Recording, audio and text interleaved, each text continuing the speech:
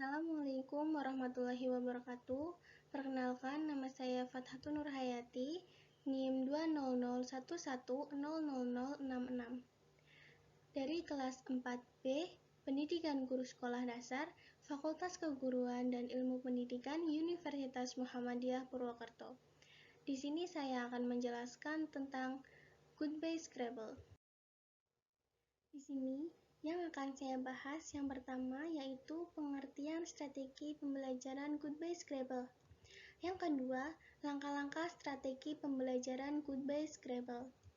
Dan yang ketiga, kelebihan dan kekurangan strategi pembelajaran Goodbye Scrabble. Dan yang terakhir atau yang keempat, relevan atau cocok tidakkah strategi pembelajaran Goodbye Scrabble. Kita masuk ke pembahasan yang pertama, yaitu tentang pengertian strategi pembelajaran Goodbye Scrabble. Menurut Munte, strategi pembelajaran Goodbye Scrabble berdasarkan kesesuaian antara kompetisi dan aktivitas dengan strategi pembelajarannya, termasuk ke dalam strategi yang bertujuan agar kegiatan belajar sulit untuk dilupakan.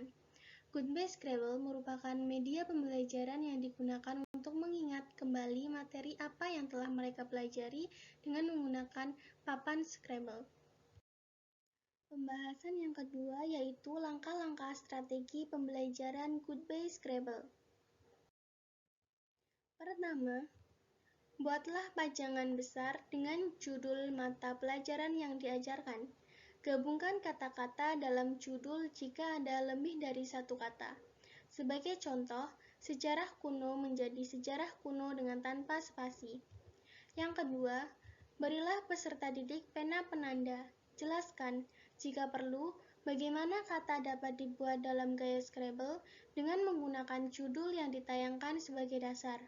Tinjaulah cara-cara bahwa kata-kata dapat dibuat. Yang pertama, secara horizontal atau vertikal.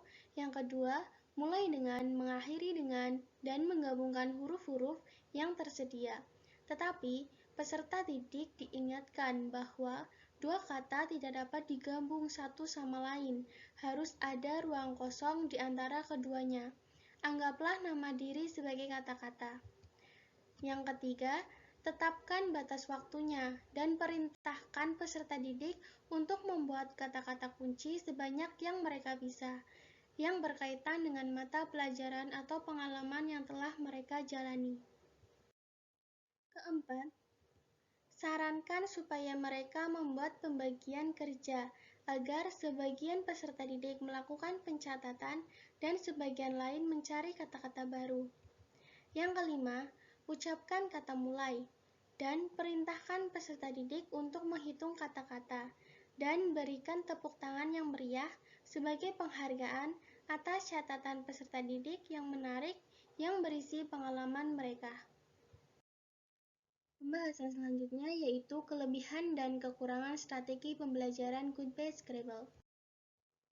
Kelebihan strategi pembelajaran Goodbye Scrabble. Yang pertama, peserta didik mau berpartisipasi aktif dalam pembelajaran dan mau mengekspresikan idenya. Yang kedua, peserta didik dapat mengingat kembali materi apa yang mereka pelajari. Yang ketiga, meningkatkan semangat belajar peserta didik agar peserta didik memiliki kemampuan untuk bersaing dengan peserta didik lainnya. Kekurangan strategi pembelajaran Goodbye Scrabble. Yang pertama, menghabiskan banyak waktu jika dalam suatu kelas memiliki banyak kelompok. Dan yang kedua, karena kegiatan ini berlangsung secara meriah, maka dapat mengganggu konsentrasi belajar kelas lainnya. Pembahasan selanjutnya yaitu relevan atau cocok tidakkah strategi pembelajaran Goodbye Scrabble. Menurut saya, strategi pembelajaran Goodbye Scrabble relevan atau cocok digunakan untuk anak sekolah dasar, terutama untuk kelas tinggi, seperti kelas 4, 5, dan 6. Karena di kelas tersebut, guru dapat mengembangkan peserta didiknya agar aktif dan berpikir mandiri, sehingga peserta didik mampu mengembangkan keberanian untuk menyatakan pendapatnya, dan mampu mengorganisasikan dengan anggota kelompoknya. Sekian yang dapat saya sampaikan. Apabila ada kesalahan saya mohon maaf. Wabillahi taufiq wal hidayah. Wassalamualaikum warahmatullahi wabarakatuh.